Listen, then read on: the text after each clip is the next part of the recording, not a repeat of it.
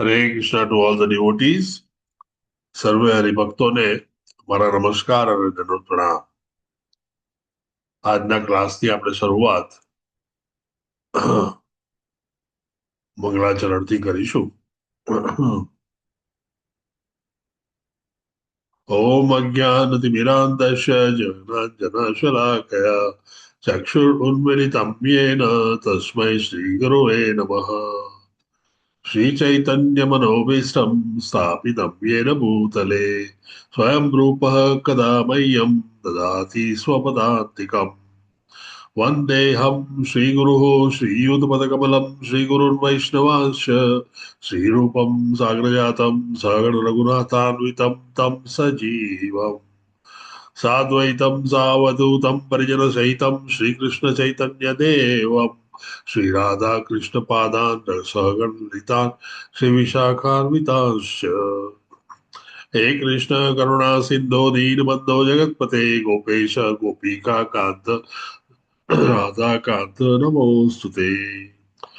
तप्त कांचन गौरांगी श्रीराधे वृंदावनेश्वरी वृषभानुसुते देवी प्रणमामि हरिप्रिये.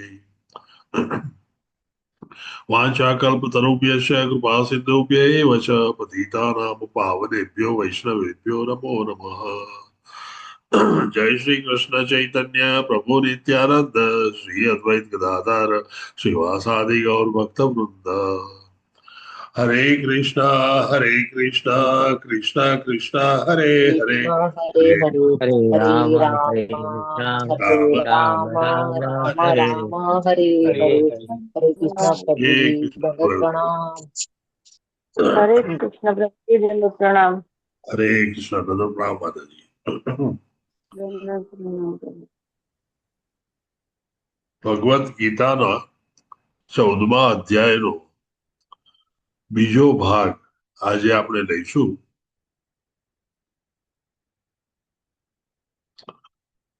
ગઈકાલે પહેલા ભાગમાં લગભગ પહેલા 13 શ્લોક આપણે લીધા, જે ભૌતિક ગુણો દ્વારા આત્માનું બંધન વિશે આપણને જ્ઞાન આપે છે.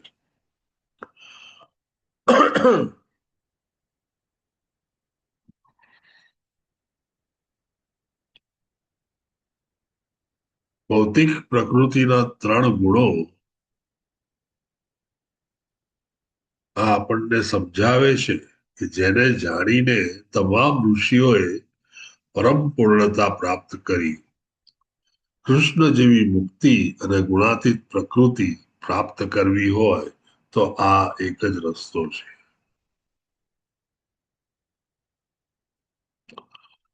ભૌતિક પ્રકૃતિના 3 ગુણોમાં કેવી રીતે આત્મા ભૌતિક જગતમાં આવે છે અને ભૌતિક પ્રકૃતિના ગુણોમાં સ્થાપિત કરવામાં આવે છે તે વિશે વિસ્તારથી જણાવવામાં આવ્યું કે ભૌતિક પ્રકૃતિ એ માતા છે જે શરીર સાથે જીવાત્માનો પુરવઠો પૂરો પાડે છે. એટલે શરીર અને શરીરને મેન્ટેન કરવા માટેનો પૂરેપૂરો પુરવઠો પ્રકૃતિ તરફથી મળતો હોય છે. ભગવાન તેમની શક્તિશાળી નજરે જીવાત્માને ત્યાં મૂકે છે અને આમ બીજ સાથે ભૌતિક પ્રકૃતિને ગર્ભિત કરે છે. જીવાત્મા કેવી રીતે નિયંત્રિત થાય છે? શાશ્વત જીવાત્મા એ ગુણાતીત સતચિત અને આનંદમાં હોય છે, પરંતુ જ્યારે તે પ્રકૃતિના સંસર્ગમાં આવે છે ત્યારે ભૌતિક પ્રકૃતિના 3 ગુણોનો તેમાં સમાવેશ કરે છે. સાત્વિક ગુણ, રજસ ગુણ અને તમસ ગુણ. ગુણો દ્વારા બંધ જીવાત્માને આ ગુણો અનુસાર કાર્ય કરવાની ફરજ પાડવામાં આવે છે. આને આપણે બંધ જીવ કહીએ છીએ અને ત્યારબાદ આપણે ડિટેલમાં દરેકે દરેક ગુણ વિશે, સાત્વિક, રાજસ અને તમસ ગુણ વિશે તેમના લક્ષણો વગેરે જાણ્યા. આજનો હવે બીજો ભાગ એ પાછલા 14 શ્લોકો વિશે છે અને તે મેઇનલી ચોક્કસ ગુણોમાં કરેલા કર્મો અને મૃત્યુ એ એક ચોક્કસ ગુણ દ્વારા જ્યારે પ્રભાવિત વ્યક્તિના મૃત્યુ સમયે શું થાય છે અને ચોક્કસ ગુણ ધરાવતા કર્મના પરિણામો શું હોય છે. ટૂંકમાં ગઈકાલે આપણે આત્મા જ્યારે જન્મ લે છે ત્યારે કેવી રીતે 3 ગુણોમાં બંધ થાય છે અને પ્રકૃતિ તે પ્રક્રિયા કઈ રીતે કરે છે, આ 3 ગુણ શું છે અને આ 3 ગુણ કઈ રીતે બાંધે છે અને કઈ રીતે જીવનને નિત્યબદ્ધ બનાવે છે તે વિશે જાણ્યું. આગળ હવે આપણે વધીશું.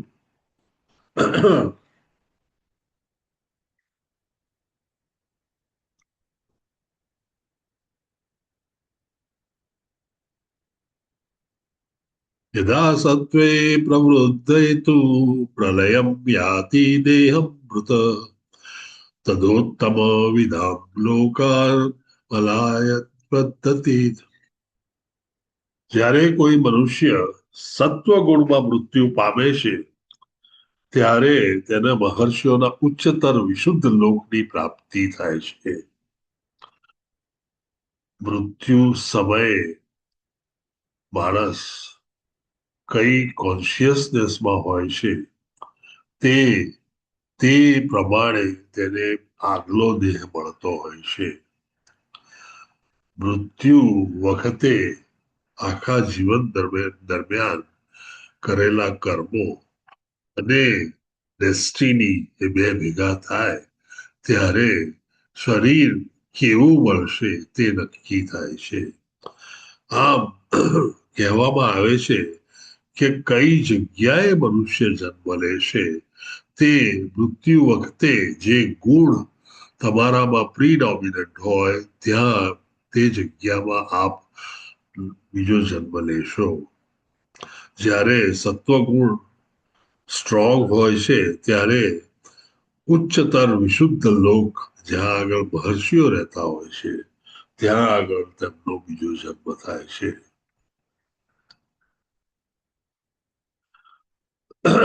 રજસી પ્રલયમ ગત્વા કર્મ અસી સુજાયતે તથા પ્રલીનસ્તમસી મૂઢ યોની સુજાયતે. રજોગુણમાં મૃત્યુ પામનાર મનુષ્ય સકામ કરનારાઓમાં જન્મે છે અને તમોગુણમાં મરનાર મનુષ્ય પશુ યોનિમાં જન્મ ગ્રહણ કરે છે.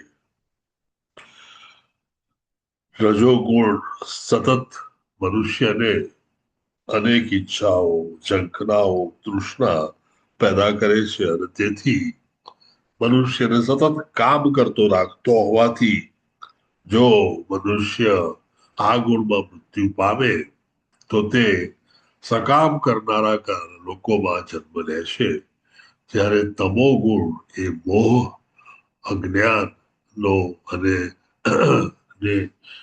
નિદ્રાનો એક પાઠ હોવાથી પશુ યોનિમાં જન્મ લે છે. પશુ યોની બોલી શકતી નથી, વિચારી શકતી નથી અને આમ તેઓ પ્રભુની સેવા કરવા માટે અસમર્થ હોય છે.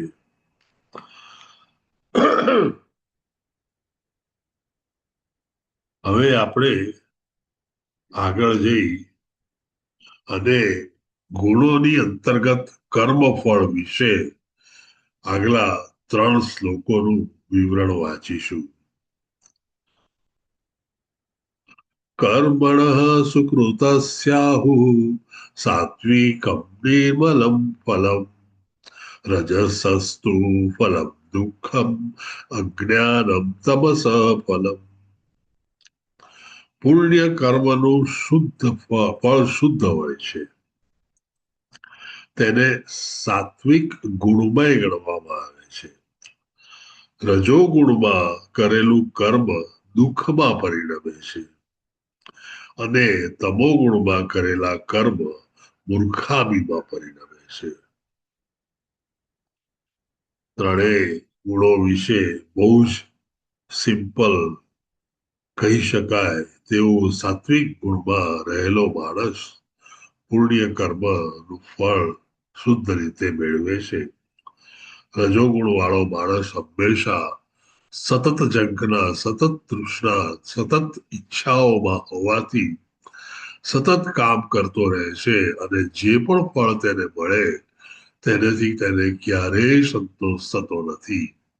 આમ તે મનની અને શરીરની શાંતિ ગુમાવી બેઠેલો હોય છે અને તેથી બધા જ કર્મો કર્યા પછી પણ તે દુઃખ પામે છે. તમોગુણમાં રહેલા માણસો જે પણ મૂર્ખામી કરે છે તે મોહ, નિદ્રા અને અજ્ઞાનને લઈને થતી હોય છે. આમ ત્રણેય ગુણોમાં જુદી જુદી જાતના કર્મ ફળ મળતા હોય છે. એક એક વાક્ય સમજજો, કારણ કે આ બહુ બેઝિક છે. આના ઉપર જ આખું શ્રીમદ ભાગવત છે.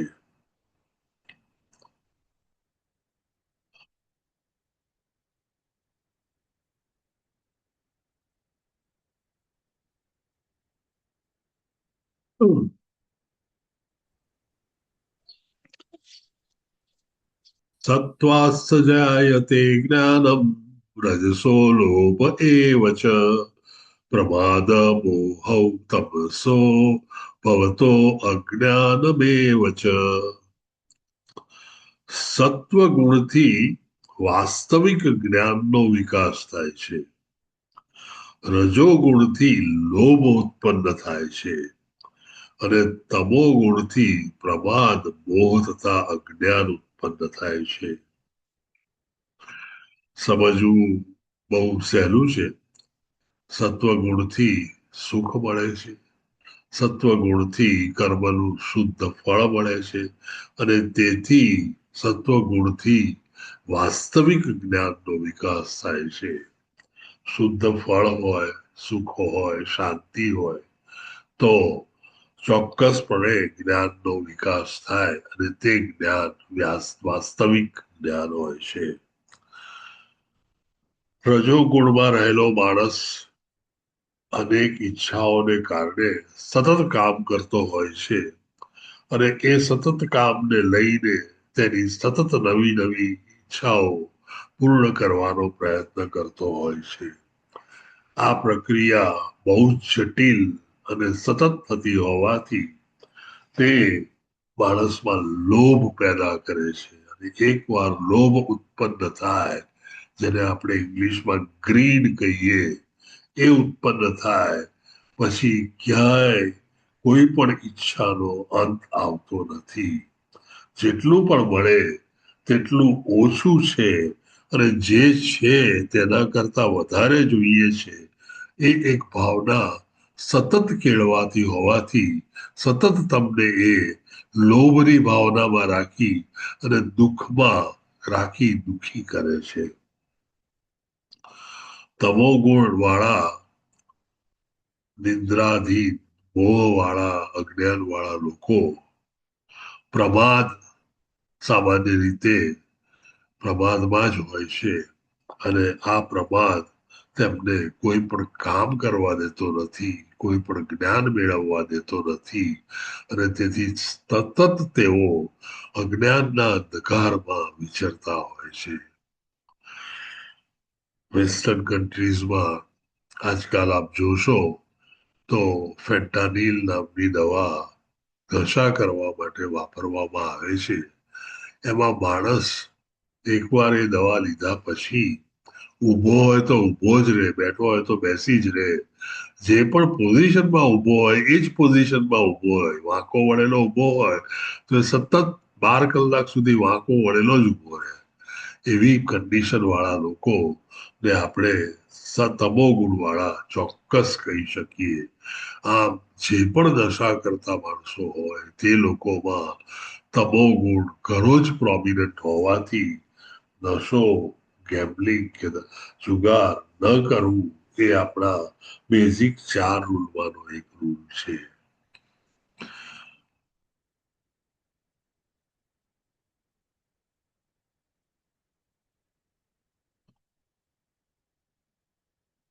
આ 17મા પાઠને આપણે જો વ્યવસ્થિત રીતે જોઈએ તો સત્વગુણ એ વાસ્તવિક જ્ઞાન વિકસાવે છે. કૃષ્ણ ભાવનામૃત સમાજને સાત્વિક ગુણ વિકસાવવામાં મદદ કરે છે. આમ કૃષ્ણ ભાવનામૃત, કૃષ્ણ કોન્શિયસનેસ ખૂબ જ અગત્યની છે. લોકો વસ્તુઓને જેમ છે તેમ જોઈ શકે છે. તમારી સામે પડેલી એક લાંબી વસ્તુ જે વળ સાથે પડી હોય તે દોરડું પણ હોઈ શકે અને સાપ પણ હોઈ શકે. જો તમે સત્વગુણમાં હો તો તમે ચોક્કસપણે જાણી શકો કે એ સાપ છે કે દોરડું છે. બાકી દોરડાને સાપ સમજીને અને સાપને દોરડા સમજીને ઘણા બધા ભક્તોએ ઘણી બધી ભૂલો કરેલી છે. અજામિલનો આપણે દાખલો લઈએ તો જ્યારે રાતે અંધકારમાં પુષ્કળ વરસાદ વરસતો હતો ત્યારે તે સાપને પકડી અને તે જ્યાં જઈ રહ્યો હતો તે વેશ્યાના ઘરના પહેલા માળે ચડ્યો હતો. તેને ખબર નહોતી કે તે સાપ છે કે દોરડું છે. આમ તે એ વખતે તમસ ગુણમાં સ્ટ્રોંગ હતો. રજોગુણ, રજથી લોભ વિકસે છે. લોભી હંમેશા કોઈ પણ મર્યાદા વગર ઇન્દ્રિય પ્રસન્નતા માટે ઝંખતા હોય છે. ન તેઓ સુખ કે ન મનની શાંતિ મેળવી શકે છે. સતત તેઓ નું મન અશાંત અને તેઓ હંમેશા દુઃખમાં જ હોય છે. અને છેલ્લે તમસ કે અજ્ઞાન, અજ્ઞાનથી બ્રહ્મ ગાઢપણ અને બ્રહ્મ ગાઢપણું અને મૂર્ખતા વિકસે છે. કોઈ જ્ઞાન નથી. બે જવાબદાર વસ્તુઓને જેમ છે તેમ જોઈ શકતા નથી. વ્યથિત હોવાને કારણે નશાનો આશ્રય લે છે. જેમ અગાઉ જણાવ્યું તેમ સાપને દોરડું સમજી જાય અને દોરડાનો ઉપયોગ કરીને ઉપર ચડે કે પછી નશો કરીને એક ખૂણામાં બેસી રહે. ટૂંકમાં જે પણ લોકો નશો કરતા હોય છે તે લોકો આનાથી પીડિત હોય છે.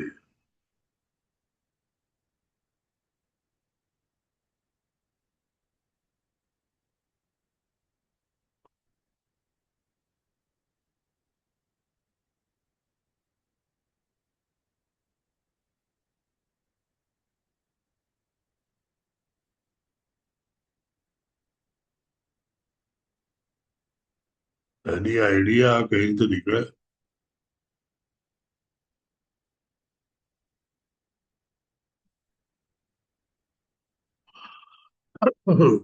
છેલ્લો શ્લોક, ઉર્ધ્વ ગચ્છન્તિ સત્વસ્થા મધ્યે તિષ્ઠન્તિ રાજસા જધન્ય ગુણ વૃત્તિસ્થા અધો ગચ્છન્તિ તામસા.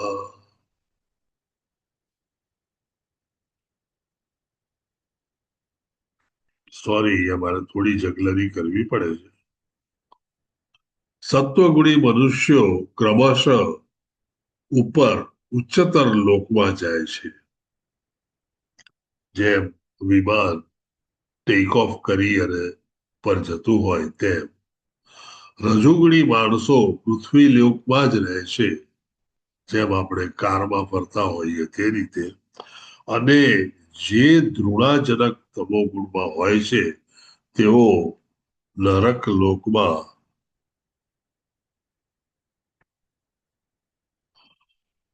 જાય છે. બહુ લાંબી બુદ્ધિ વળાવવા જેવું આમાં છે નહીં. સત્વગુણી હંમેશા ઉર્ધ્વગમન કરે છે. જ્યારે તમસ ગુણવાળા હંમેશા અધોગમન કરતા હોય છે. સજસ ગુણ કે મોડ ઓફ પેશન વાળા હંમેશા એક સમાંતર જિંદગી જીવતા હોય છે અને દુઃખી અને અશાંત હોય છે.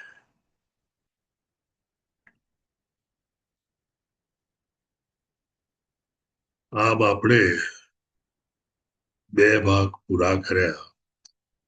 પહેલા 13 શ્લોકોમાં ભૌતિક ગુણો દ્વારા આત્માનું બંધન જોયું. 14 થી 18 5 શ્લોકોમાં આપણે ગુણો દ્વારા બંધનનો પ્રભાવ એટલે કે ગુણોમાં કર્મ અને ગુણોમાં મૃત્યુ થાય તો શું મળે તે વિશે જાણ્યું. અને હવે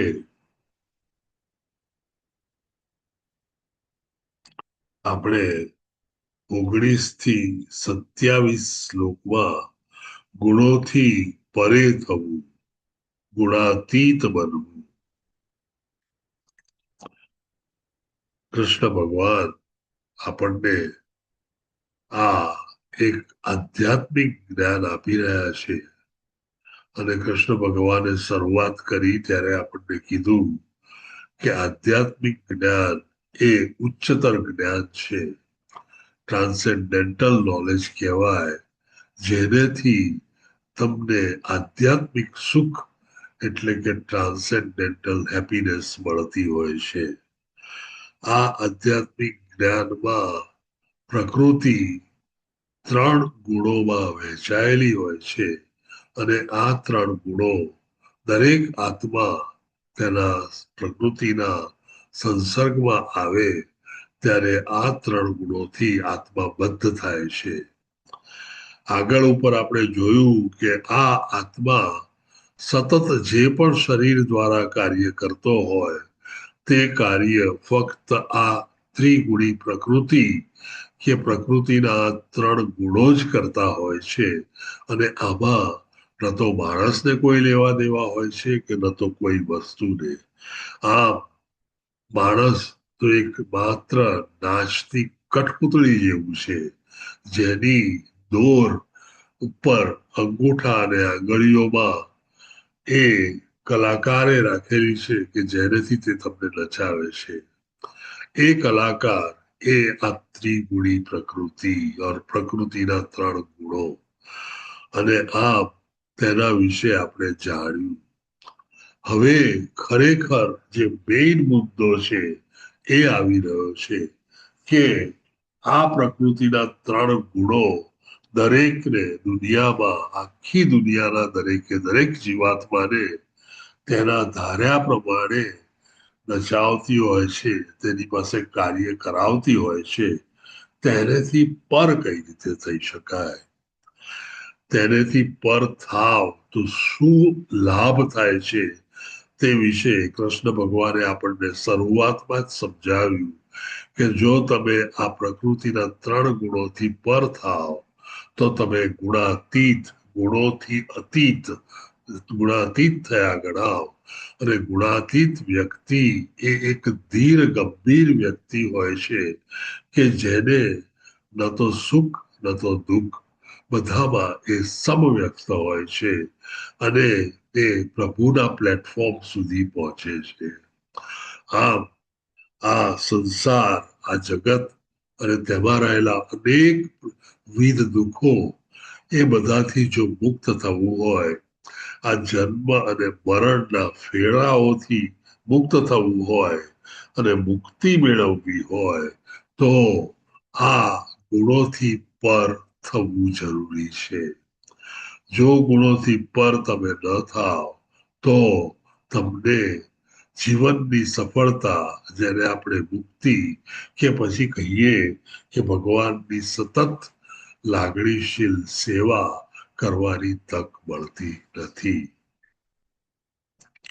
આમ કદાચ મારી દ્રષ્ટિએ આ સાયન્સ જાણ્યા પછી ધ મોસ્ટ ઇમ્પોર્ટન્ટ પાર્ટ એ આ છે. કઈ રીતે ગુણોથી પર થઈ શકાય, ગુણાતીત થઈ શકાય. અને જ્યારે તમે transcendental to the modes of material nature, આ ગુણાથી પર હો, આ ગુણોથી પર હો કે ગુણાતીત હો, ત્યારે તમે મુક્ત પરમહંસ બનો છો. કારણ કે આ ગુણો તમને બિલકુલ કોઈ જાતની ઇફેક્ટ કરતા નથી. શ્રી કૃષ્ણ ભગવાને આપણને ચોખ્ખું જણાવ્યું કે આ ત્રણેય ગુણો મેં જ બનાવ્યા છે, હું જ તેનો સોર્સ છું, પરંતુ આ ત્રણેય ગુણો મેં બનાવ્યા હોવા છતાં મારી પર તેની કોઈ અસર નથી. આમ હું સતત ગુણાતીત છું. પ્રભુના પ્લેટફોર્મ પર જો પહોંચવું હોય તો આવા ગુણાતીત બનવું પડે.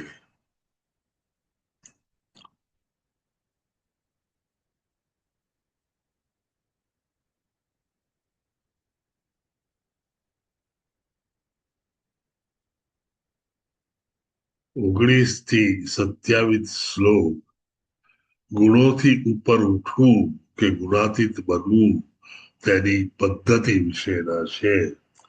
અગાઉ આપણને ટૂંકમાં પદ્ધતિ વિશે જણાવ્યું હતું કે કઈ રીતે ગુણાતીત સરળતાથી થઈ શકે. તેને હવે પ્રભુ વિસ્તારથી સમજાવવાનો પ્રયત્ન કરી રહ્યા છે.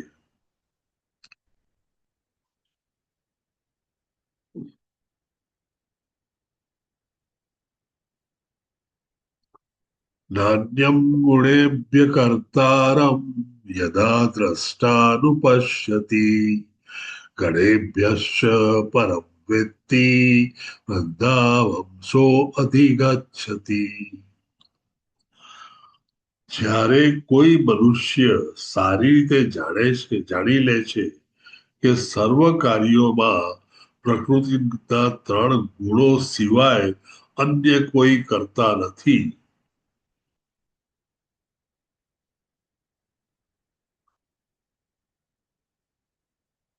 તથા તે પરમેશ્વરને જાણી લે છે કે જેઓ આ ત્રણેય ગુણોથી પર છે, ત્યારે તે મારા દિવ્ય સ્વભાવને પ્રાપ્ત કરે છે. એ ખૂબ જ અગત્યનું છે કે મનુષ્ય મનમાં દ્રઢ કરી લે કે જે પણ પ્રકૃતિ, જે પણ કાર્યો, જે પણ પ્રવૃત્તિ કે જે પણ કાર્યો તે કોઈનામાં પણ જોઈ રહ્યો છે, તે આ ત્રણ ગુણો એ એમના કરતા છે. વ્યક્તિ પોતે તેનો કરતા નથી. આ જ્યારે દ્રઢપણે મનમાં બેસે ત્યારે આપણે કોઈના વિશે કોઈ પણ ઓપિનિયન બાંધતા બંધ થઈએ. આ માણસ સારો છે કે આ માણસ ખરાબ છે, તેની ગુણવત્તા આપણે તે માણસના કાર્ય પરથી કરતા હોઈએ છીએ. જ્યારે એ કાર્ય એ માણસ પોતે કરતો ન હોય તો તેણે કરેલા કાર્ય તે તેની ગુણવત્તા જણાવી ન શકે. આમ આ એક બેઝિક કોન્સેપ્ટ, જેમ પહેલો બેઝિક કોન્સેપ્ટ આપણે સમજ્યા કે I am the soul, I am not the body, અહમ બ્રહ્માસ્મિ, એટલે કે હું શરીર નથી, હું આત્મા છું. જ્યારે આ તફાવતની ખબર પડે ત્યારે આપણને ખ્યાલ આવે છે કે આપણે જ્યારે મૃત્યુ પામીએ ત્યારે ફક્ત દેહ છોડીએ છીએ. આપણો આત્મા તો અજર અને અમર છે, અને તે જેમ શરીર કપડા બદલે તેમ શરીર બદલે છે અને એક શરીરમાંથી બીજા શરીરમાં પ્રવેશે છે. તેથી મારું એટલે કે આત્માનું મૃત્યુ ક્યારેય થતું નથી. આ ફક્ત બોલવાથી નહીં પણ સમજવાથી અને જીવનમાં ઉતારવાથી તમને તમારા પ્રગતિનો ખ્યાલ આવશે. જ્યારે તમે આ જીવનમાં ઉતારો કે હું શરીર નથી અને હું આત્મા છું, ત્યારે તમે શરીર તરફ ધ્યાન રાખી અને કરતા અનેક પ્રયાસો, અનેક કર્મો, અનેક અફેર્સ એ બધા જ છોડી દેશો અને એકદમ નવરા ધૂપ થઈ જશો કે જેથી કરીને તમે ભગવાનને ભજી શકો. તમારી પાસે સમય નથી, કારણ કે બધો જ સમય હું શરીર છું એમ સમજીને શરીર સાથેના જ સંબંધો, શરીરને સાચવવું, શરીરને નામ આપવું, શરીરને સારી રીતે ડ્રેસ કરવું, શરીરના સંબંધો જે બીજા સાથે છે દરેક સંબંધીની સાથે સંબંધ વિકસાવવા, તેમની સાથે સારા સંબંધ રાખવા, તેમની સાથે ઝઘડો કરવો વગેરે જે પણ કઈ સંસારમાં ચાલી રહ્યું છે એ ફક્ત તમે જ્યાં સુધી સમજો કે હું શરીર છું ત્યાં સુધી જ છે. જ્યારે તમારા મનમાં એ દ્રઢ થાય કે હું શરીર નથી, હું આત્મા છું, ત્યારે આપણા આત્માને કોઈ તકલીફ નથી. આપણો આત્મા કશું જ કરતો નથી. એ તો ફક્ત એક સાક્ષી થઈને જોવે છે. જે બધું થઈ રહ્યું છે શરીર દ્વારા થઈ રહ્યું છે તે આ ત્રિગુણી પ્રકૃતિ કે પ્રકૃતિના 3 ગુણો કરી રહ્યા છે. આમ આ દ્રઢપણે માનવું એ બહુ જ અગત્યનું છે. અને પ્રભુ કહે છે તેમ જો તમે આ દ્રઢપણે માની અને તમારા જીવનમાં ઉતારી શકો તો તમે ચોક્કસ મને પણ જાણી શકો. અને જ્યારે તમે મને જાણો કે હું પણ 3 ગુણોથી પર છું અને તમે મારા જેવા થાવ, ત્યારે તમે એક દિવ્ય સ્વભાવને પ્રાપ્ત કરો છો.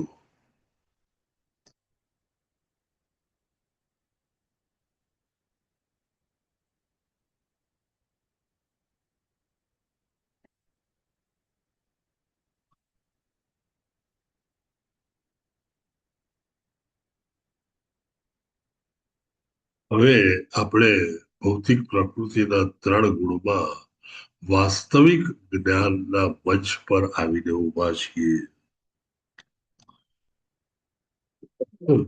વાસ્તવિક જ્ઞાનનો મંચ શું છે? 3 ગુણ તમામ ભૌતિક પ્રવૃત્તિઓ કરે છે. પહેલી વસ્તુ, જેમ હું આત્મા છું અને શરીર નથી એમ કાર્યમાં 3 ગુણ તમામ ભૌતિક પ્રવૃત્તિ કરે છે. અને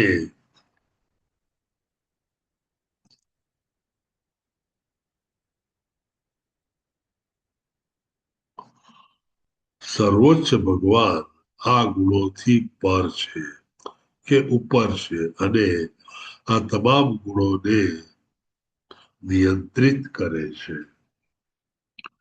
પ્રભુ 3 ગુણોનો સોર્સ છે અને પ્રભુ એ 3 ગુણોને નિયંત્રિત કરે છે. અને પ્રભુ આ 3 ગુણોથી ઉપર છે.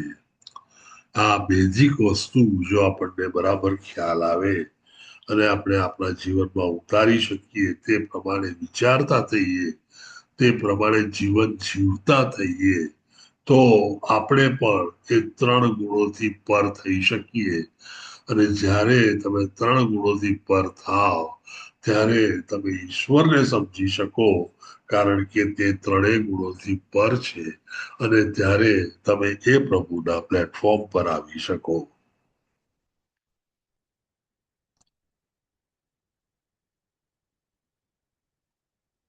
કેવી રીતે કોઈ આ ગુણોથી ઉપર ઉઠી શકે છે?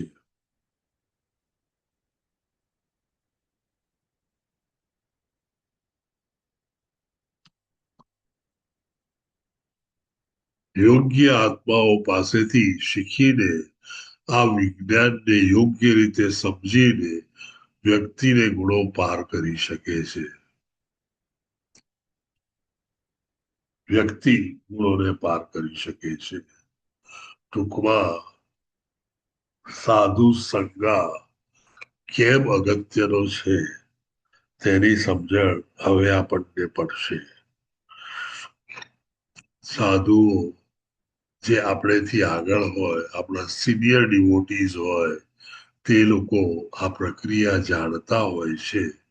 તેમની પાસેથી આ વિજ્ઞાન અને આ પ્રક્રિયા જાણી અને એ આપણે જો સમજી શકીએ તો આપણે એ ગુણોથી પાર થઈ શકીએ. સાચા આધ્યાત્મિક ગુરુ કોણ છે? તો જવાબ બહુ જ સીધો ને સાદો છે. Anybody would like to answer? કોઈ આ જવાબ આપવા માટે તૈયાર છે?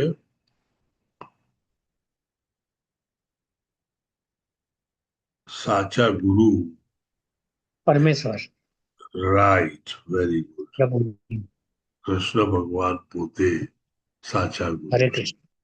Thank you. Hare Krishna. Just give me a minute.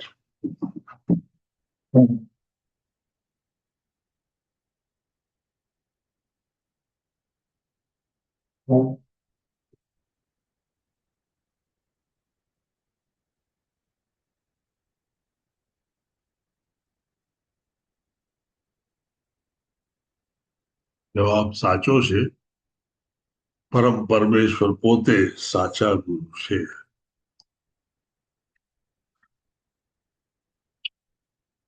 ગુણોને પાર કરવાનું પરિણામ આ શ્લોકમાં આપવામાં આવ્યું છે.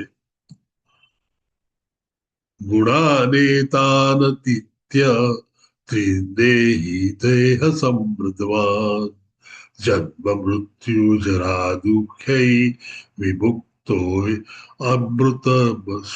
અમૃત તમ શ્રુતે.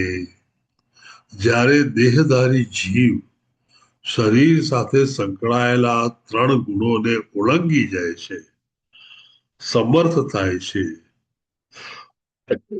ત્યારે તે જન્મ મૃત્યુ ઘડપણ તથા તેમના કષ્ટોમાંથી મુક્ત થઈ શકે છે અને આ જીવનમાં જ અમૃત ભોગવી શકે છે.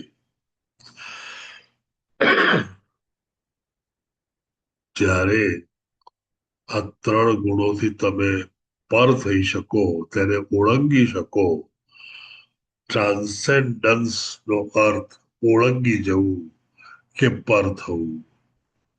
જ્યારે when you can transcend the three modes of material nature, આ ત્રણેય ગુણોને તમે જ્યારે ઓળંગી જાઓ ત્યારે તમે એક સમર્થ વ્યક્તિ બનો છો અને એ સમર્થ વ્યક્તિને જન્મ મૃત્યુ જરા ને વ્યાધિ ક્યારેય લાગતા નથી. કૃષ્ણ ભગવાનના અનેક ફોટાઓ આપણે જોયા હશે. ઘણા બધા પરમહંસોના ફોટાઓ જોયા હશે આપે. તે બધા જ સતત યંગ રહેતા હોય છે, કારણ કે અને યંગ દેખાતા હોય છે કારણ કે તેઓ બધા જ આધ્યાત્મિક શરીર ધરાવતા હોય છે અને આધ્યાત્મિક શરીર ધરાવતા એ શુદ્ધ ભક્તો હંમેશા જન્મ મૃત્યુ જરા અને વ્યાધિથી ક્યારેય પીડાતા નથી. આમ જ્યારે તમારી જન્મ મૃત્યુ અને જરા વ્યાધિ જાય ત્યારે તમે અમૃત, જ્યાં મૃત્યુ નથી, તેને ભોગવી શકો છો. ગુણાતીત વ્યક્તિ માટે અર્જુનના 3 પ્રશ્નો. આટલું સમજ્યા પછી કૃષ્ણ ભગવાન પાસેથી અર્જુન હવે 3 પ્રશ્નો પૂછે છે, જે આ શ્લોકમાં વર્ણવવામાં આવ્યા છે.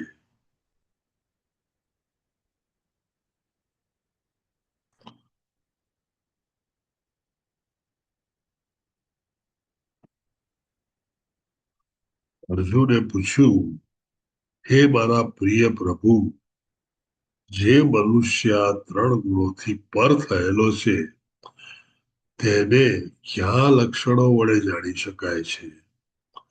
તેનું આચરણ કેવું હોય છે અને તે પ્રકૃતિના ગુણોને કેવી રીતે ઓળંગી જાય છે? કોઈ પણ વ્યક્તિને આપણે ઓળખવી હોય કે આ સાચા સાધુ છે કે નહીં, આ ભગવાનના પરમ ભક્ત છે કે નહીં, કે પછી અત્યારે સંસારમાં ચાલી રહ્યું છે તેમ અનેક ઢોંગી ભક્તો આજુબાજુ ફરતા હોય છે, તેમાંના તો એક નથી ને. તેને માટે હંમેશા આ ત્રણ પ્રશ્નો ખૂબ જ જરૂરી હોય છે. પહેલા તમને એ સાધુ કે પરમહંસના શું લક્ષણો હોય તે તમારે જાણવું જોઈએ. તેમનું આચરણ શું હોય એ તમારે જાણવું જોઈએ. અને છેલ્લે તેઓ પ્રકૃતિના ગુણોને કઈ રીતે ઓળંગી શક્યા તે વિશે તમારી પાસે નોલેજ હોવું જોઈએ.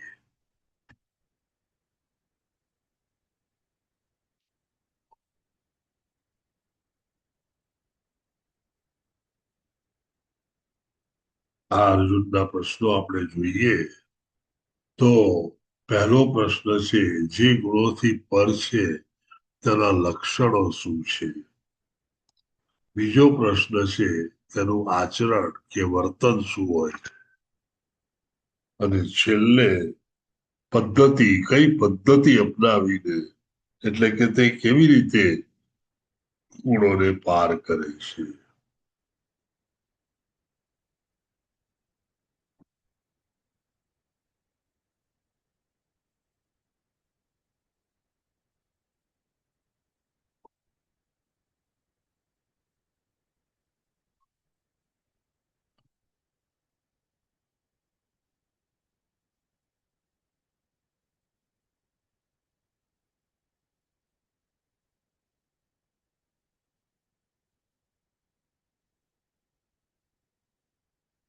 બાવીસમા શ્લોકમાં પહેલો ઉત્તર છે, ગુણાતીત વ્યક્તિના લક્ષણો શું હોય છે? પૂર્ણ પુરુષોત્તમ પરમેશ્વર બોલ્યા, હે પાંડુ પુત્ર, જે મનુષ્ય પ્રકાશ, આસક્તિ તથા મોહ ઉપસ્થિત હોય ત્યારે તેમની ધૃણા કરતો નથી કે તો ન હોય ત્યારે તેમની આકાંક્ષા રાખતો નથી. ટૂંકમાં પ્રભુનું કહેવું છે કે જે મનુષ્ય ધીર હોય, જેને સુખ એકદમ ખુશ કરી નાખે કે દુઃખ એકદમ દુખી કરી નાખે તેવી પરિસ્થિતિ ન હોય, જે સમભાવ હોય, સમદ્રષ્ટા હોય, એ મનુષ્ય સામાન્ય રીતે આવો હોય છે. ટૂંકમાં તમે જોશો તો પ્રકાશ એટલે કે એક જાતની કીર્તિ, આસક્તિ એટલે કે તમારા વિશે સારા ગુણગાન ગાવા, અને મોહ જ્યારે તમારી આજુબાજુ અઢળક સંપત્તિ વગેરે હોય, એ બધા હોય તો તેની ધૃણા ન કરે, અને સાથે ન હોય તો તેની આકાંક્ષા પણ ન કરે. આમ ટૂંકમાં કહીએ તો એક સમદ્રષ્ટા, સમભાવ વ્યક્તિ એ હંમેશા બધાને એક સરખા જોતો હોય, જેને કહીએ કે પથ્થર અને સોનાની લગડી એ બંને જેને એક સરખી લાગે, દરેક જીવાત્મા તેને એક સમાન લાગે, કારણ કે તે તેની અંદર રહેલા પ્રભુને જુએ છે, જીવાત્માને જોતો નથી. તેનું આચરણ કેવું હોય છે? આ જવાબ લાંબો છે. પૂર્ણ પુરુષોત્તમ પરમેશ્વર બોલ્યા, જે ભૌતિક ગુણોની આ સર્વ પ્રતિક્રિયાઓ પ્રત્યે નિશ્ચલ તથા અવિચલિત રહે છે, અને કેવળ ગુણો જ ક્રિયાશીલ હોય છે એમ જાણીને તટસ્થ તથા ગુણાતીત રહે છે, જે પોતાની અંદર સ્થિત હોય છે અને સુખ તથા દુઃખને સમાન માને છે, જે માટીના ઢેફાને, પથ્થરને તથા સોનાની લગડીને સમાન દ્રષ્ટિથી દેખે છે, જે અનુકૂળ તથા પ્રતિકૂળ પ્રતિ સમાન માને છે, જે ધીર છે તથા પ્રશંસા અને બદનામીમાં માન તથા અપમાનમાં સમાન ભાવે રહે છે, જે શત્રુ તથા મિત્ર પ્રતિ સમાન વ્યવહાર કરે છે, અને જેણે સર્વકૃત્ય દુન્યવી કાર્યોનો પરિત્યાગ કર્યો છે, આવા મનુષ્યને પ્રકૃતિના ગુણોથી પર માનવો જોઈએ. કોઈ સાધુ મહારાજ આવ્યા હોય અને તમે તેની ખૂબ સેવા અને સરભરા કરો તો સાધુ મહારાજ ખૂબ જ ખુશ થઈ જાય. અને જો કદાચ થોડી સેવા ઓછી થઈ હોય તો અત્યંત ક્રોધિત થાય. એ સાધુ મહારાજ ખરેખર ગુણાતીત હોતા નથી. ગુણાતીત હોવા માટે સમદ્રષ્ટા સમભાવ વાળા હોવું જરૂરી છે કે જેથી કરીને જે પણ પ્રવૃત્તિ આ ગુણોથી ચાલી રહી છે તેની પ્રત્યે ન તો તેમને તૃણા છે કે ન તો તેમને આસક્તિ છે. થાય તો પણ સારું, ન થાય તો પણ સારું એવી દ્રષ્ટિ રાખનાર, સમાન દ્રષ્ટિ રાખનાર વ્યક્તિ એ આ ગુણાતીત વ્યક્તિ હોય છે અને તેવું તેનું આચરણ હોય છે.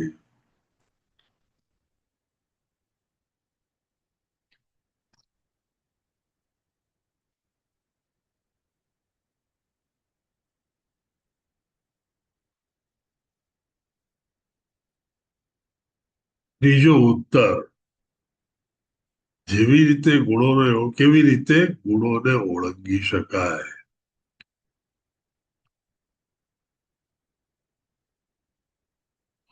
મામ ચયો વ્યભિચારે ભક્તિ યોગેન સેવતે સગુણાન સમતિ ભૂયાય કલ્પતે. જે મનુષ્ય સર્વ સંજોગોમાં ચૂક્યા વગર મારી અવિચળ ભક્તિમાં પરોવાયેલો રહે છે તે તરત જ ભૌતિક પ્રકૃતિના ગુણોને ઓળંગી જાય છે અને એ રીતે બ્રહ્મપદ સુધી પહોંચી જાય છે.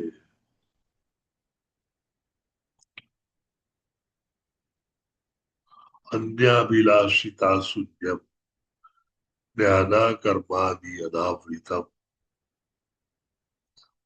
અનુકૂલ્યેના કૃષ્ણાનુ શિલાના ભક્તિ ઉચ્ચતમ.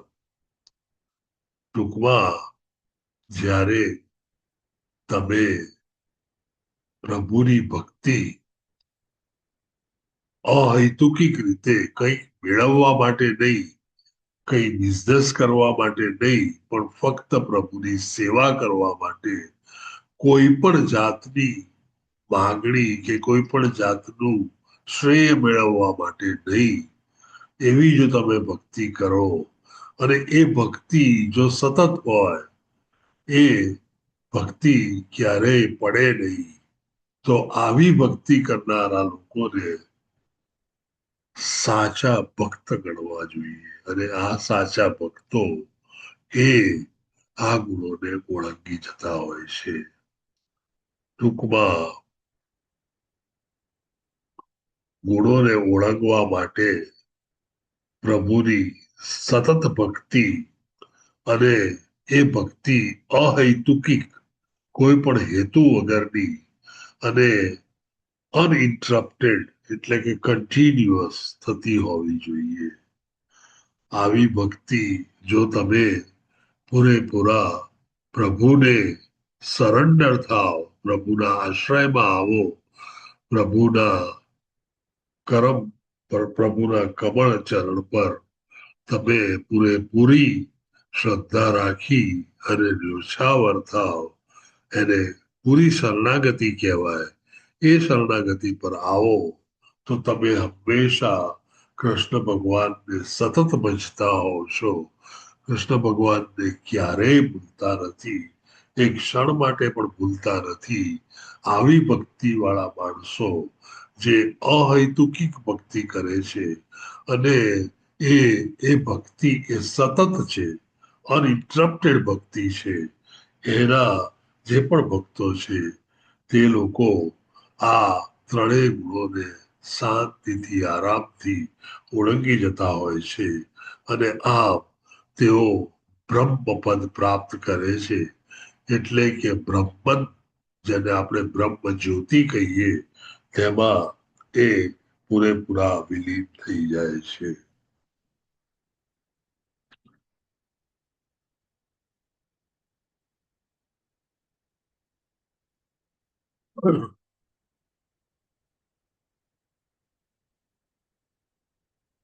છવ્વીસમા પાઠમાં આપણે જો જોઈએ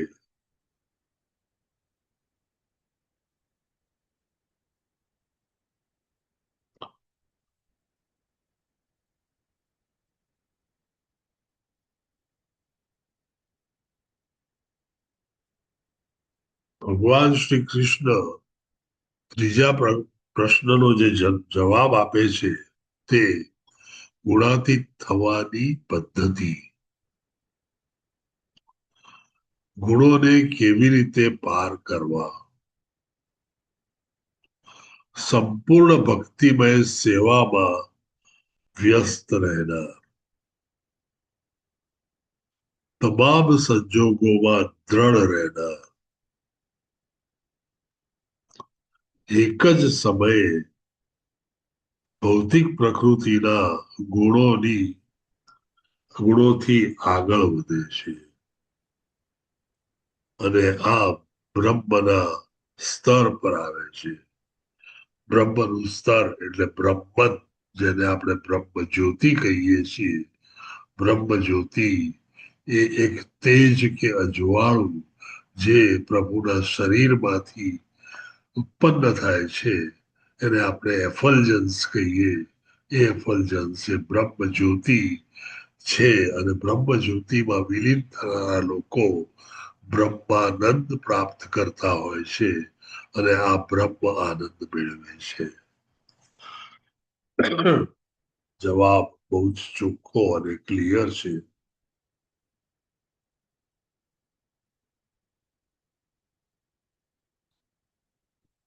બ્રહ્મણો હિ પ્રતિષ્ઠાહમ અમૃત સ્પાર્વયવસ્ચ શાશ્વતસ્ય ચ ધર્મસ્ય સુખત્વૈકાંતિકસ્ય ચ.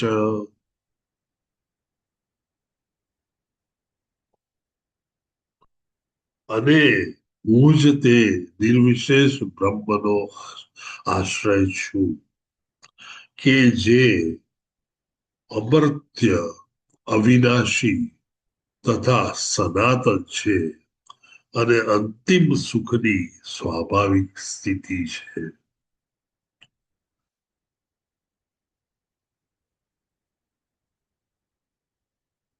પ્રભુ કહે છે કે જે બ્રહ્મન માં તમે વિલીન થવાનો પ્રયત્ન કરો છો એ બ્રહ્મનને હું આશ્રય આપું છું અને મારા આશ્રયમાં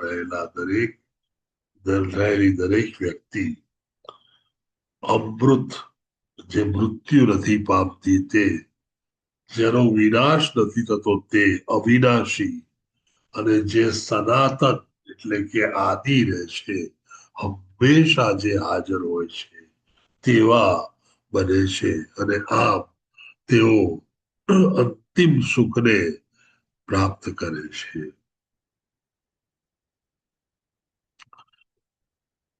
ખૂબ જ સુંદર રીતે પ્રભુએ આપણને ત્રણ ગુણો વિશે જ્ઞાન આપ્યું. ત્રણેય ગુણો આત્માને કઈ રીતે બાંધે છે, આત્માના બંધનમાં બંધાયા પછી તે કઈ રીતે બંધ જીવ બને છે, તે તેના કયા કયા ત્રણ ગુણો છે, દરેક ગુણમાં કર્મ શું થાય છે, દરેક ગુણમાં સુખ કયું મળે છે, દરેક ગુણમાં મૃત્યુ પામવાથી ક્યાં જવાય છે, મૃત્યુ પામ્યા પછી તે ગુણ પ્રમાણે કયું શરીર મળે છે વગેરેની જાણ કરી અને છેલ્લે અર્જુનના ત્રણ પ્રશ્નોના સવાલના જવાબ આપ્યા. એક કે લક્ષણો તેના શું છે, જે લોકો ગુણાતીત હોય છે. બીજું, આ ગુણાતીત લોકોનું આચરણ શું હોય છે અને ત્રીજું, આ ગુણાતીત લોકો કઈ પદ્ધતિથી ગુણોથી પર થાય છે? લગભગ બધા જ સવાલોના જવાબ કૃષ્ણ ભગવાને ખૂબ જ સુંદર રીતે આપ્યા. આમ આ ચેપ્ટર અહીં પૂરું થાય છે. આપને કોઈ સવાલ હોય, કોઈ એડિશન હોય, કોઈ રિવેલેશન હોય, કોઈ કોમેન્ટ્રી હોય, કે કઈ સમજ ન પડી હોય, કઈ સમજવું હોય, કઈ ક્વેરી હોય, તો પ્લીઝ જણાવો. આપણી પાસે સમય છે. હરે કૃષ્ણ.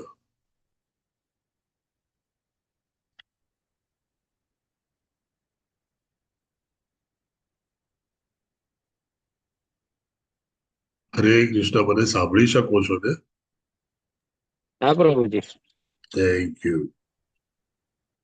જો કોઈ સવાલ ન હોય, આ બીજો ભાગ ઘણો જ સરળ અને સરસ રીતે વ્યક્ત કરેલો હતો, એટલે સવાલ ન થાય એ સ્વાભાવિક છે. પ્રભુએ આખું ચેપ્ટર ખૂબ જ સરસ રીતે સમજાવ્યું છે અને આ ચેપ્ટર ખૂબ જ અગત્યનું છે, કારણ કે આ ચેપ્ટર ઉપરથી ઘણી બધી વસ્તુઓ શ્રીમદ ભાગવતમમાં અને બીજી બધી બુકોમાં તમે વાંચશો ત્યારે તમે સમજણ તો જ કેળવી શકશો જો આ જ્ઞાન તમારી પાસે હશે. Thank you very much for attending the classes. અને આપ સર્વેને ખૂબ જ સુંદર કૃષ્ણ કોન્શિયસ ડે હોય એવી પ્રાર્થના સાથે ઉત્તમ રવિવાર આયોજન સાથે વાંચા કલ્પતરુભ્યશ્ચ કૃપા સિદ્ધુભ્ય એવ ચ પતિતાનાં પાવનેભ્યો વૈષ્ણવેભ્યો નમો નમઃ. અનેક કોટી વૈષ્ણવો કી જય. હરે કૃષ્ણ ટુ એવરીવન. હરે કૃષ્ણ. હરે કૃષ્ણ પ્રભુજી. હરે દંડવત કૃષ્ણ. પ્રણામ. હરે હરે હરે કૃષ્ણ. કૃષ્ણ. કૃષ્ણ.